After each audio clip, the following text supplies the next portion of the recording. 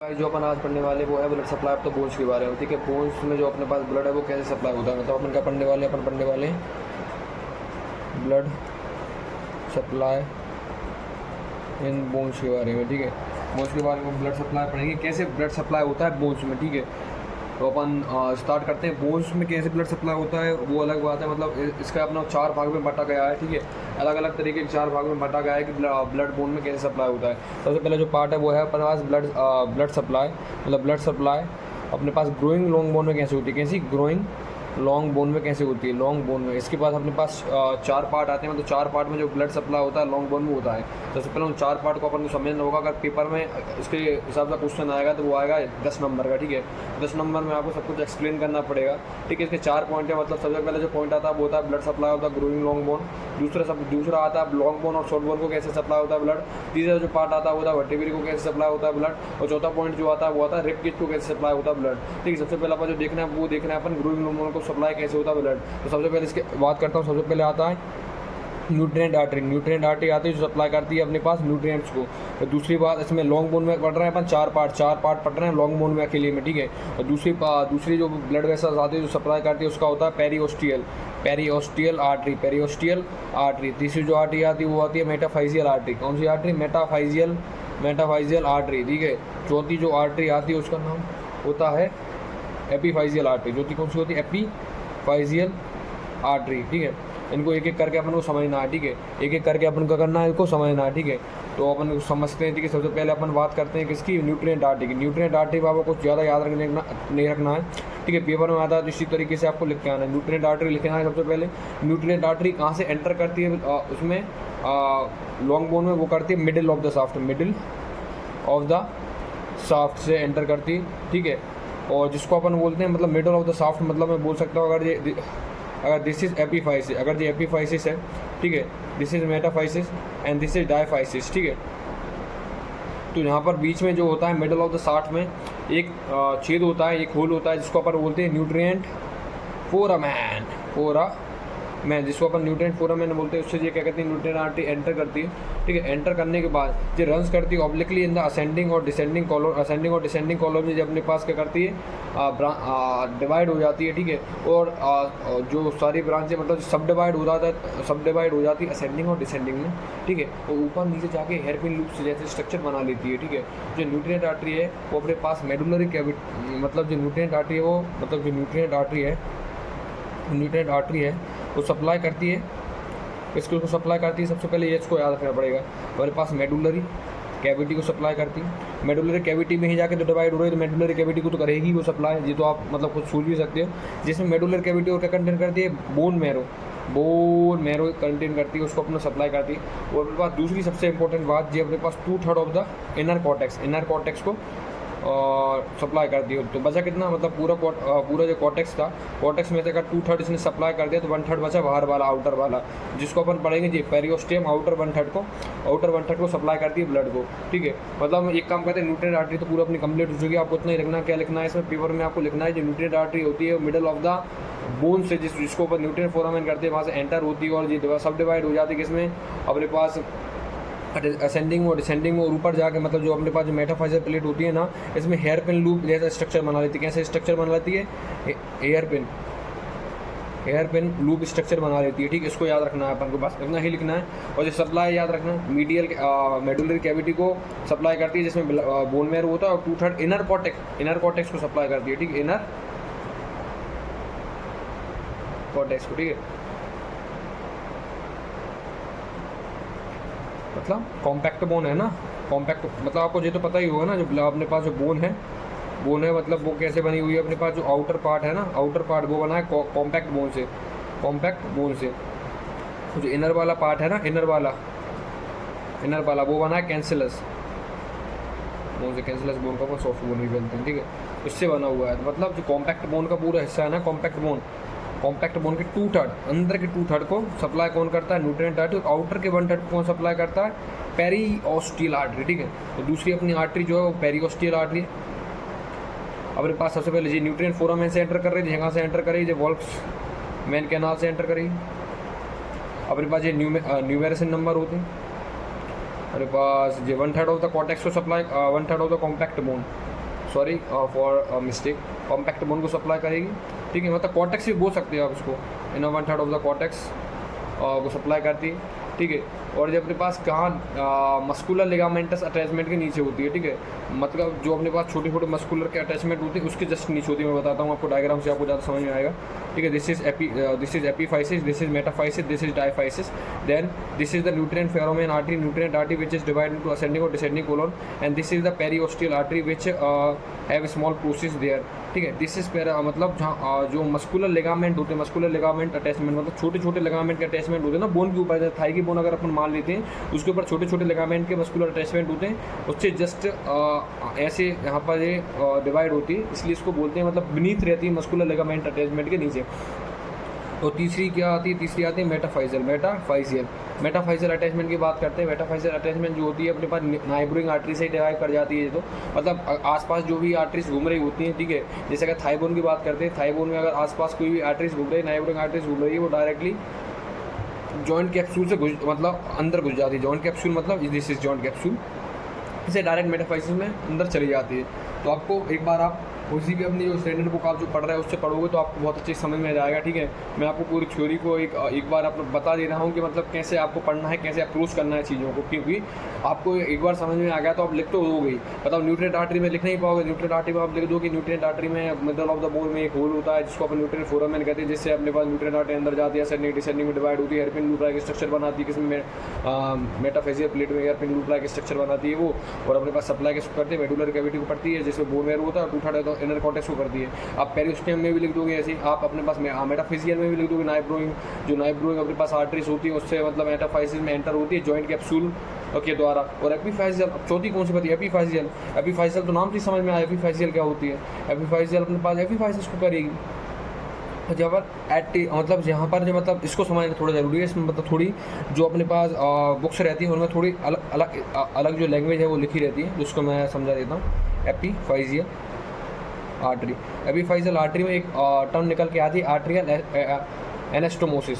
Arterial anastomosis मतलब होता है आर्टरीज का झुंड, मतलब आर्टरियल एनास्टोमोसिस के झुंड से ड्राइव होती है अराउंड द जॉइंट। मतलब जॉइंट में जो अपने पास अगर जॉइंट है उसके पास जो मतलब बहुत सारी ब्लड वेसल्स का जो समूह होता है, झुंड होता है, ठीक है, उससे ड्राइव होती है। और अपने पास या तो मतलब डायरेक्टली एंटर कर सकते हैं पियरिंग के थ्रू, पर इनडायरेक्टली कैसे एंटर कर सकते हैं, बताओ इनडायरेक्टली कैसे एंटर कर सकते हैं, ठीक है। डायरेक्टली एंटर कर सकते हैं और इनडायरेक्टली भी एंटर कर सकते हैं, कैसे, एपीफाइजियल कार्टिलेज के द्वारा, ठीक है। एपीफाइजियल कार्टिलेज के द्वारा एंटर कर सकते हैं।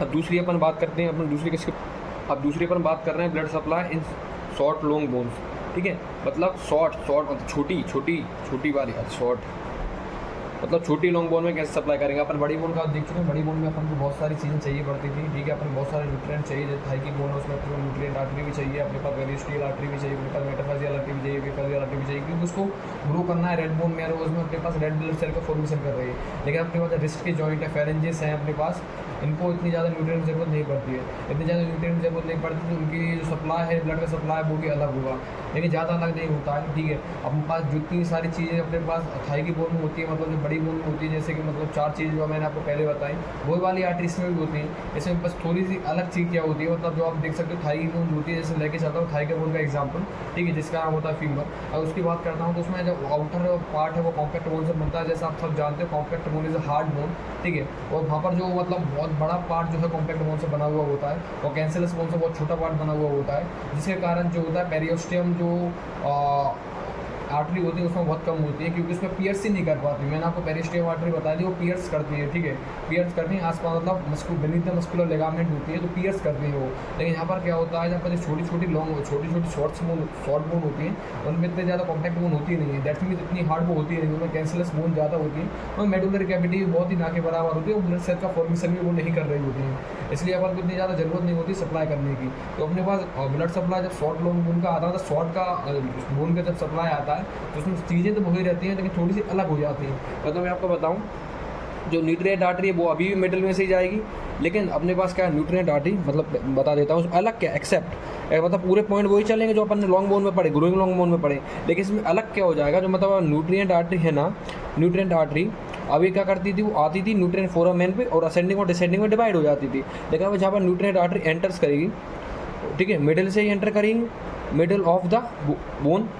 बट क्या होगा, यहाँ पर कॉम्पैक्ट बोन का जो मास है वो कम है, कॉम्पैक्ट बोन है वो कम है। कॉम्पैक्ट बोन कम होने के कारण बहुत जल्दी एंटर कर जाएगी, वो पहुँच जाएगी कैंसरस बोन में और जल्दी मेडुलर कैविटी में पहुँच जाएगी। तो इमीडिएटली जो डिवाइड हो जाएगी, इमीडिएटली क्या हो जाएगी, डिवाइड हो जाएगी और प्लेक्सिस का फॉर्मेशन कर ले। व्हाट इज प्लेक्सिस, मतलब अपने पास जो आर्टरीज का जो है ग्रुप बना लेगी, बहुत ज़्यादा आर्टरीज का ग्रुप बना लेगी।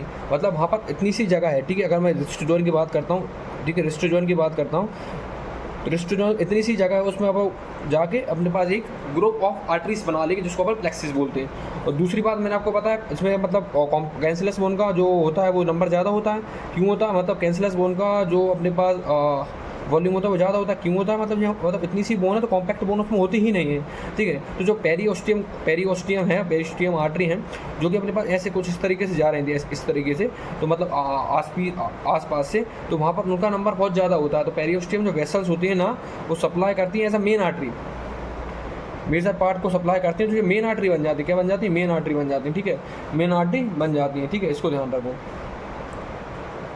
ठीक है। ये हो चुका है अपना, मतलब ब्लड सप्लाई में तो लॉन्ग शॉर्ट लॉन्ग भी आपने पढ़ लिया।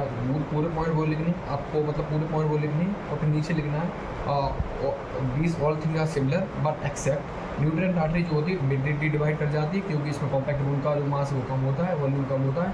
और दूसरी बात, जो periosteum cavity is a main, periosteum artery is a main artery because जो सप्लाई करती है major part of the bone को, ठीक है। तीसरी अपन ब्लड सप्लाई करने वाले हैं, ब्लड सप्लाई पढ़ने वाले हैं किसकी, तो वर्टिब्रा की। अब वर्टिब्रा की ब्लड सप्लाई अपन पढ़ते हैं। अब इसमें 3 सेट ऑफ वेसल अपन देखते हैं। 3 सेट ऑफ वेसल्स आती है, 3 तरह की वेसल्स आती हैं। वेसल्स आती है मतलब 3 डायरेक्ट, मतलब वेसल्स सप्लाई करती हैं, वो 3 पार्ट में उनको डिवाइड किया है। तो सबसे पहले एक जो अपने पास वर्टिब्रा होती है, वर्टिब्रा किस प्रकार के दिखती है मैं आपको दिखाता हूँ। वर्टिब्रा मैं बनाने की कोशिश करता हूँ, दिस एंड दिस। एक वर्टिब्रा बनाई है मैंने, ठीक है, वर्टिब्रा है ये, ठीक है। स्पाइनल कोड का वो फोरम है, स्पाइनल कोड का इसमें जाता है, ठीक है। तो अपन बात करते हैं, ठीक है, ब्लड सप्लाई की बात कर रहा हूँ। तो सबसे पहले इसमें होता है बेसी वर्टिब्रल फोरामेन, इसमें न्यूट्रिएंट फोरामेन में इसमें बेसी वर्टिब्रल फोरामेन होता है, ठीक है। जो कहाँ पर होता है, पोस्टीरियर एस्पेक्ट पर होता है, ठीक है। पोस्टीरियर एस्पेक्ट क्या है इसको देख लो, ये है एंटीरियर, ये है लेटरल, ये पोस्टीरियर, ठीक है।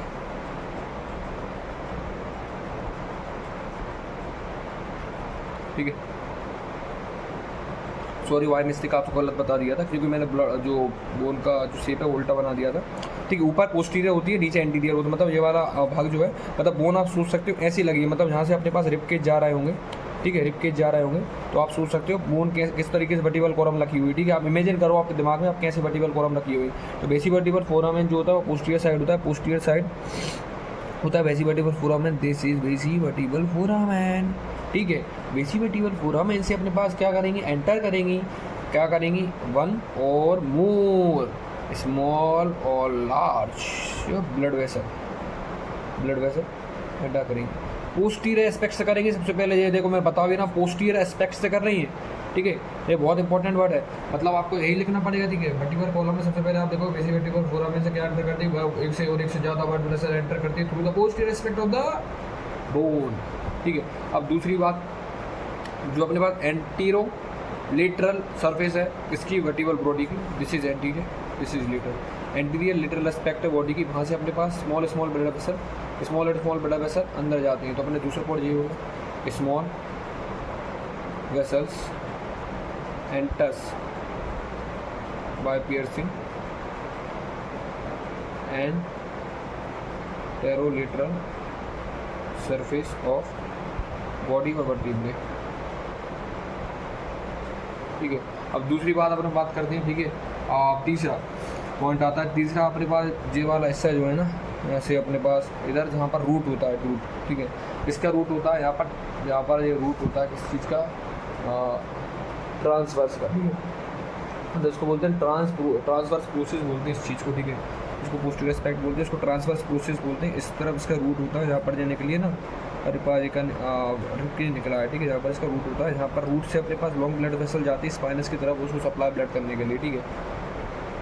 तो ये लिख रहा हूँ मैं, ठीक है। अपने पास ट्रांसवर्स एक सेट ऑफ लॉन्ग बोन्स जो है पियर्स करता है through root of transverse process, जो सप्लाई करता है वर्टिकल आर्क को, ठीक है, और स्पाइनस प्रोसेस को। स्पाइनस प्रोसेस मतलब ये, ठीक है, लिख लेना आप, मैंने बोल दिया, आप उसको राइट डाउन कर लेना।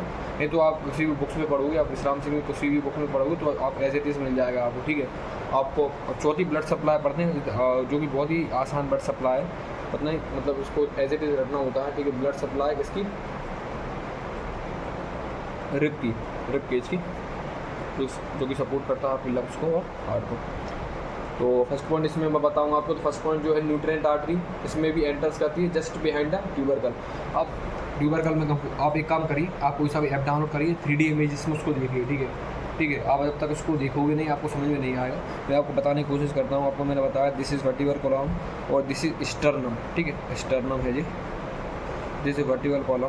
तो यहाँ से जब अपने पास फर्स्ट क्लेविकल जो आएगी, फर्स्ट क्लेविकल आएगी, तो फर्स्ट क्लेविकल में जहाँ पर एक ऐसा बल्ज आउट होता है जिसको बोलते हैं ट्यूबरकल, ठीक है। ट्यूबरकल से ही मतलब जो न्यूट्रिएंट आर्टरी है एंटर करती है ट्यूबरकल के जस्ट बिहाइंड, मतलब यहाँ पर जस्ट बिहाइंड मतलब पीछे वाली तरफ से एंटर करती है, ठीक है। और अपने पास जो है इसमें जो मेन सप्लाई होता है, इसमें पेरिस्टियल आर्टरी से मेन सप्लाई, बिकॉज आप सब जानते हैं। आपको मतलब ये रीज़न लिख के नहीं आना है पेपर में, ठीक है। मतलब ये रीज़न जो है हर बुक में वेरी करते हैं, रीज़न आपको नहीं लेने, लेकिन रीज़न मैंने आपको समझने के लिए बता दिया। मतलब जो कॉम्पैक्ट बोन का मास जो कम होता है, कैंसलेस बोन ज़्यादा होती है, सॉफ्ट बोन ज़्यादा होने के कारण पेरिस्टियल आर्टरीज जो होती है वो मेन सप्लाई होती है, क्योंकि ये पेयर्स करती हुई जाती हैं, ठीक है। तो अपने पास अच्छी से मतलब कैंसलेस बोन का मास अगर जाते हैं सॉफ्ट बोन में जाता है तो अच्छी से वो पेयर्स करती हुई अपने पास मेडुलर कैविटी में पहुँच जाती है, सप्लाई कर देती है ब्लड वेसल्स को। तो thank you for seeing this video, thank you for watching, and अपन मिलते हैं नेक्स्ट वीडियो में, ठीक है। आपको क्या चाहिए आगे आप बताइए प्लीज़ मेरे को। थैंक्स।